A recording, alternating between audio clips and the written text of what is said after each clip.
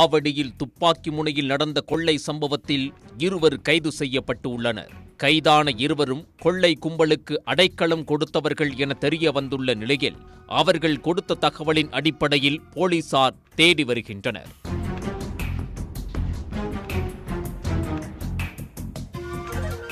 ஆவடி அடுத்த முத்தா புதுப்பேட்டை எல்லையம்மன் நகரைச் சேர்ந்தவர் 33 வயது பிரகாஷ்.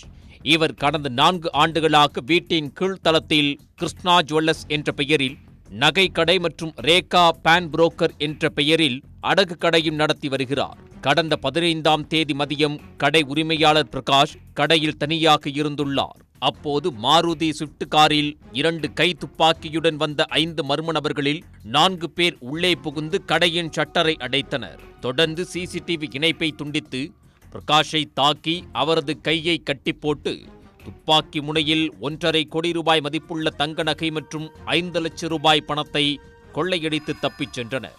இந்நிலையில் சம்பவ இடத்திற்கு சென்ற முத்தா புதுப்பேட்டை போலீசார் தடயவியல் நிபுணர்கள் துல்லியமாக ஆய்வு செய்தனர். மேலும் சிசிடிவி காட்சி வைத்து குற்றவாளிகள் வந்த காரின் எண்ணை கண்டுபிடித்தனர். உடனடியாக 8 தனிப்படைகள் அமைக்கப்பட்டு அந்த காரை பின்தொடர்ந்தனர். கொள்ளை கும்பல் இந்தியில் பேசி உள்ளனர். அதனால் அவர்கள் வடமாநிலத்தைச் சேர்ந்தவர்களாக இருக்கலாம் என்ற சந்தேகம் எழுந்தது.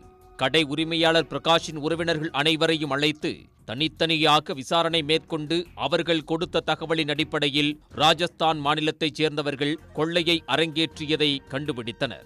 ராஜஸ்தான் சென்ற தனிப்படை போலீசார் அங்கு பல்வேறு இடங்களில் தங்கி குற்றவாளிகளை தேடி வருகின்றனர். மேலும் ஆந்திராவிலும் தனிப்படை போலீசார் முகாமிட்டு தேடி வருகின்றனர். இந்நிலையில் சென்னையில் தங்கியுள்ள ராஜஸ்தான் மாநிலத்தைச் சேர்ந்த தினேஷ்குமார், சேட்டன் ராம் ஆகிய 2வரை போலீசார் கைது செய்துள்ளனர்.